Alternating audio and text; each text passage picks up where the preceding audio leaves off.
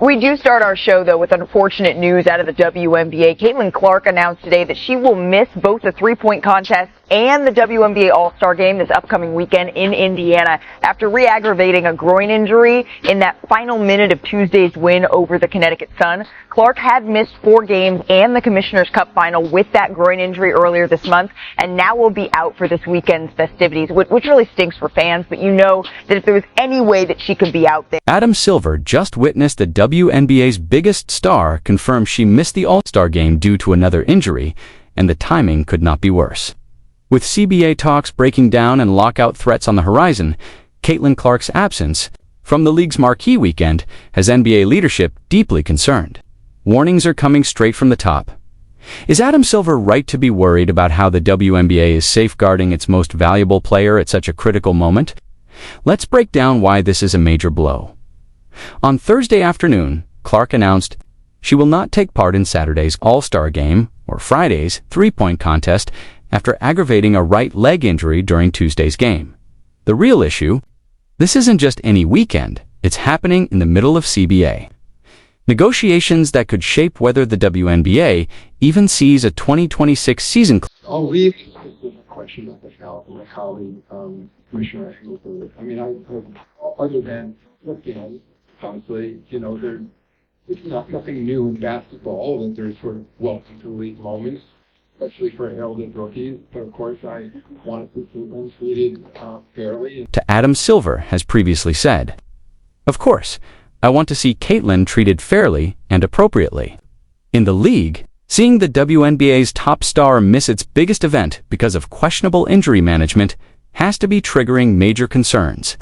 When a commissioner from a partner league openly voices worries about how a player is being treated, it's not simply friendly feedback. It's a clear warning. Out there, she would be. Shortly before the show, Clark released this statement through the Fever's social media account saying that she's so excited for Indiana to host WNBA All-Star this weekend, and that she says she knows that this is going to be the best All-Star yet. But she does go on to say how incredibly sad and, quote, disappointed she will be to not be able to participate, adding, quote, "Have to rest my body. I'll still be at Gainbridge Fieldhouse for all of the action. I'm looking forward to helping Sandy coach our team." The timing of Caitlin Clark's injury announcement couldn't be worse for the WNBA, and it's time to hold leadership accountable. Commissioner Cathy Engelbert has consistently fallen short in protecting the league's most valuable player. Sports columnist Christine Brennan has even criticized Engelbert's handling of the situation, pointing out that when asked specifically about Caitlin Clark, Engelbert often shifts the focus, mentioning both Caitlin and Angel. But in those moments, the question wasn't about Angel, it was about Caitlin Clark. But in terms of the comments, in terms of the way the commissioner, Cathy Engelbert, who I've known and I like, the way she has trouble talking about Caitlin Clark, or if she's asked about Caitlin, then she will say, well, Caitlin and Angel. Well, she wasn't asked about Angel, she was asked about Caitlin.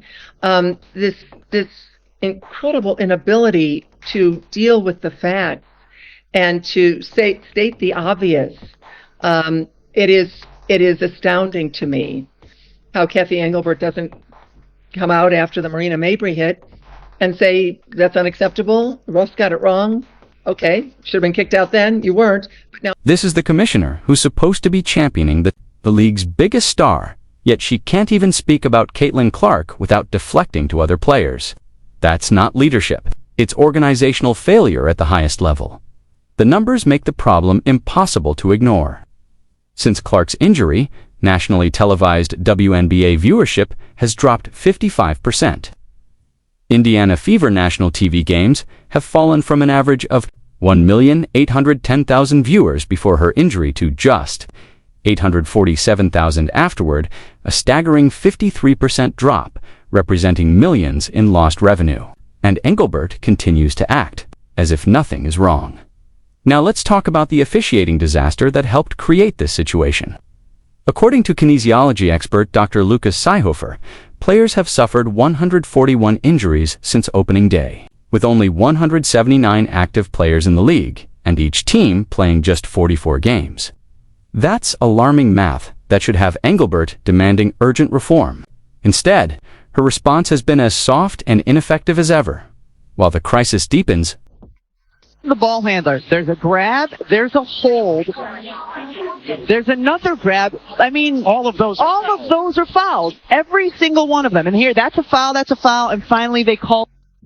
The officiating has become so poor that WNBA legend Rebecca Lobo openly criticized it during a live broadcast, pointing out multiple uncalled fouls against Caitlin Clark.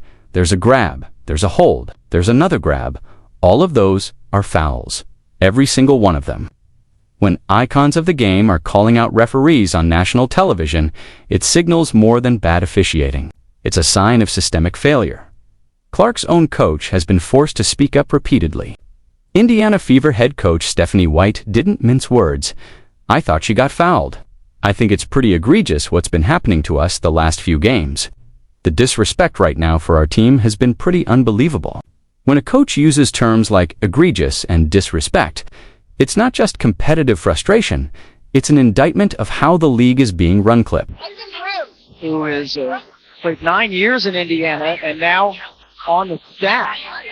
And that's a live shot now of Caitlin Clark. The most scathing criticism of the officiating came after the Connecticut Sun game, where Caitlin Clark was repeatedly targeted. In her post-game remarks, Coach Stephanie White didn't hold back. "Everybody's getting better, except the officials." Her multi-minute rant blasted Tuesday's referees for losing control of the game and went further, condemning both the league and its officiating crews for their ongoing failure to improve. The game is stacked now. Things are happening quickly. Everybody's getting better. Except you. So we gotta find a way to remedy it.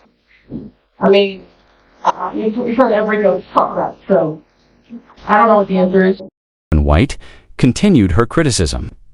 "Every year at our league meetings in the fall and spring, we repeat the same concerns over and over, and nothing changes."